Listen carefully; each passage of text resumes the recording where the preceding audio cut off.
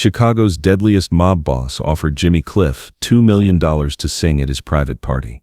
Jimmy's Rastafarian response triggered a war that ended organized crime's Las Vegas empire. It was November 12, 1977. At the Sands Hotel in Las Vegas, Jimmy Cliff had just finished a successful three-night residency, introducing American audiences to the spiritual power of reggae music. He was in his dressing room, preparing to fly back to Jamaica, when two men in expensive suits knocked on his door. The men didn't look like typical music industry executives. They were too well-dressed, too serious, and too comfortable with the kind of authority that comes from never being told no. When Jimmy opened the door, the larger man spoke with a thick Chicago accent. "Mr. Cliff, my name is Vincent Romano. I represent Mr. Tony Castellano. He would like to speak with you about a business opportunity." Jimmy had never heard of Tony Castellano, but something about these men made him uncomfortable. In Jamaica, he had learned to trust his instincts about danger, and every instinct he had was telling him to be careful. "I'm sorry, but I don't know who that is," Jimmy said politely. "If it's about booking shows, you'll need to speak with my manager." Vincent smiled, but it wasn't a friendly expression. "Mr. Castellano doesn't work through managers, Mr. Cliff. He works directly with artists, and what he's offering you is much more than a regular booking." Against his better judgment, Jimmy agreed to hear what they had to say.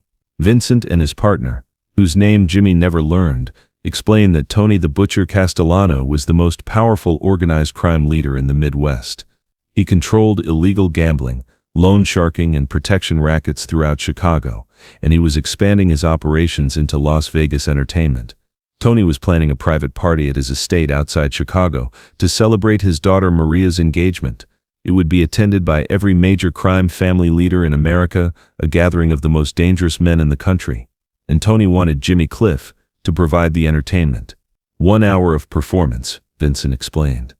5 songs, maybe 6.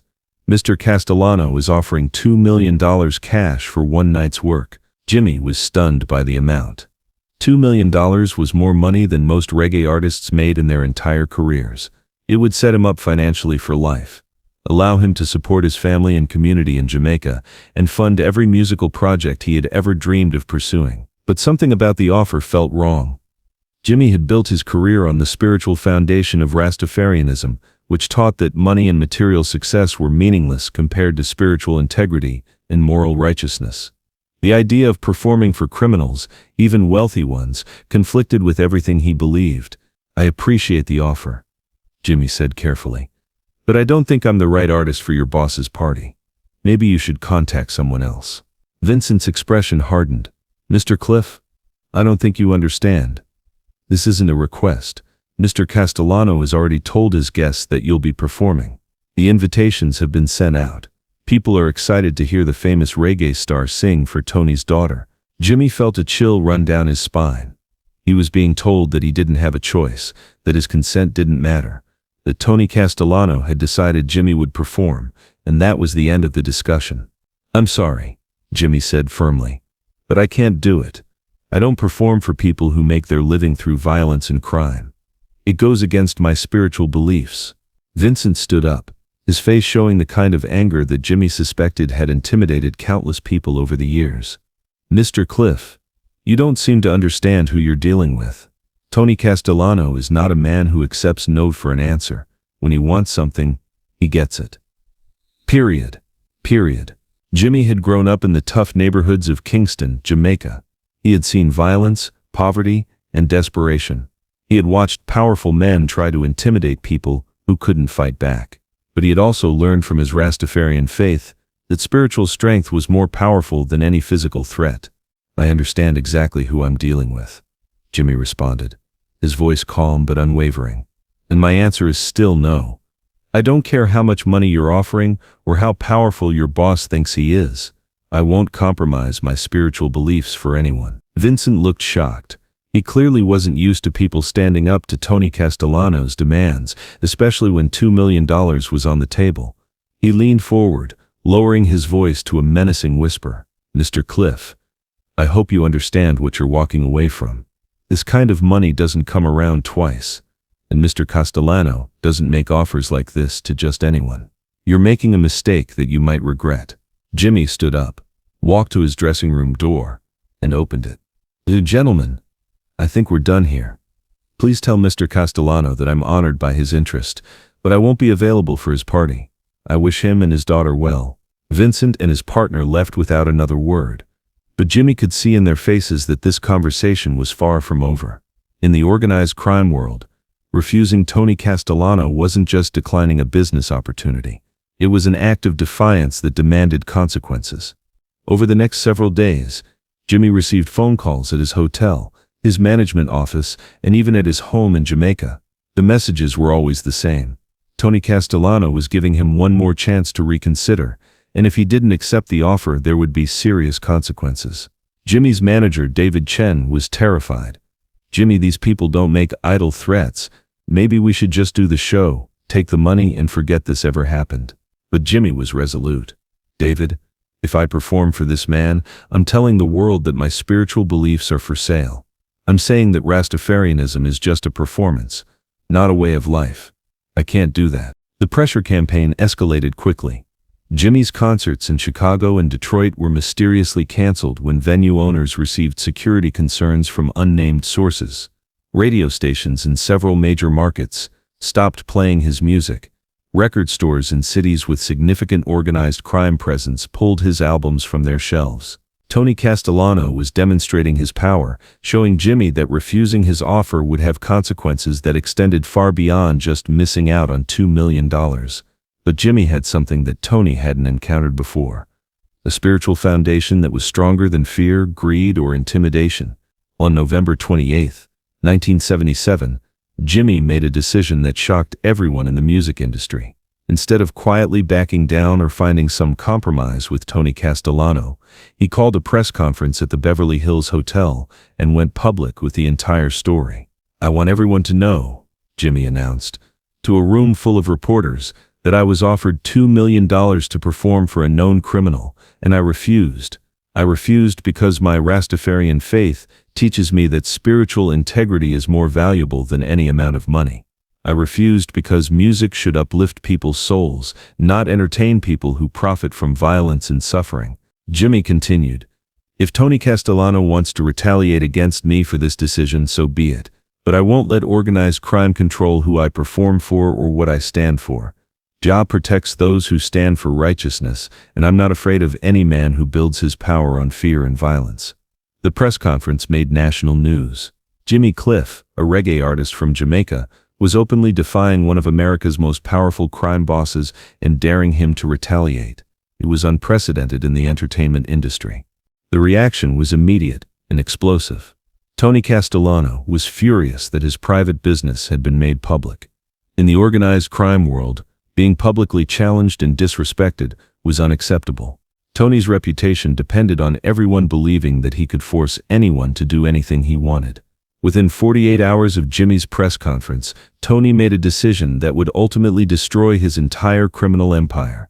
He put a $500,000 contract on Jimmy Cliff's life and made it known throughout the underworld that killing the reggae singer would be considered a favor to the Castellano crime family. But Tony had made a critical miscalculation.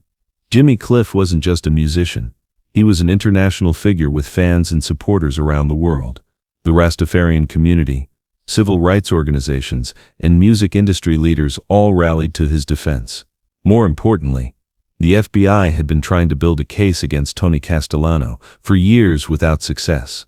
Jimmy's public revelation of Tony's attempted coercion gave federal agents the opening they needed to launch a comprehensive investigation into organized crime's infiltration of the entertainment industry. FBI agent Patricia Morrison, who had been tracking Tony's operations for 5 years, later said, "Jimmy Cliff's courage in going public gave us the justification we needed to wiretap phones, surveil meetings, and investigate financial transactions that had been off-limits before." His refusal to be intimidated became the key that unlocked our entire organized crime investigation. The federal investigation revealed a massive network of criminal activity throughout Las Vegas entertainment venues. Tony Castellano and other crime bosses had been using threats, violence, and financial manipulation to control which artists performed where, taking percentages of earnings, and using entertainment venues to launder money from illegal activities. As the investigation expanded, it became clear that Jimmy's refusal to perform at Tony's party had exposed a system of criminal control that had been operating in the entertainment industry for decades. The legal consequences for Tony Castellano were severe. In March 1979, he was arrested, along with 43 members of his crime family, on charges including racketeering, extortion, conspiracy, and attempted murder. The evidence collected during the investigation that started with Jimmy's press conference was overwhelming. During Tony's trial, prosecutors revealed that his attempt to force Jimmy Cliff to perform was just one example of how organized crime families controlled entertainment in Las Vegas and other major markets. The case became a landmark prosecution that permanently changed how the entertainment industry dealt with organized crime influence. Tony Castellano was sentenced to life in prison without parole. His crime family was dismantled, their assets seized, and their control over Las Vegas entertainment venues was broken forever. But the most significant impact of Jimmy's stand came in the form of industry-wide changes. Major entertainment venues implemented new security protocols to prevent organized crime infiltration. Artist management companies developed procedures to identify and reject bookings that might involve criminal organizations. Record labels created policies to protect their artists from coercion and intimidation. Jimmy Cliff became a symbol of artistic integrity, triumphing over criminal intimidation.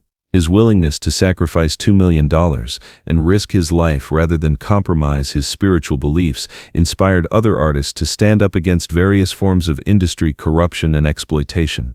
In 1985, Congress passed the Entertainment Industry Integrity Act, largely inspired by Jimmy's case. The legislation provided federal protection for artists who refused to perform for criminal organizations and established severe penalties for anyone who attempted to coerce entertainers through threats or violence. Jimmy continued his musical career without ever compromising his Rastafarian principles. His refusal to perform for Tony Castellano became part of reggae folklore, taught as an example of how spiritual strength can overcome material temptation and physical intimidation. In 2010, Jimmy was honored by the United Nations for his contribution to artistic freedom and his courage in standing up against organized crime. During his acceptance speech, he reflected on the 1977 confrontation that changed his life in the entertainment industry. When Tony Castellano offered me $2 million, Jimmy said, he thought he was making me an offer I couldn't refuse. But Jah had already given me everything I needed to refuse any offer that required me to compromise my spiritual beliefs.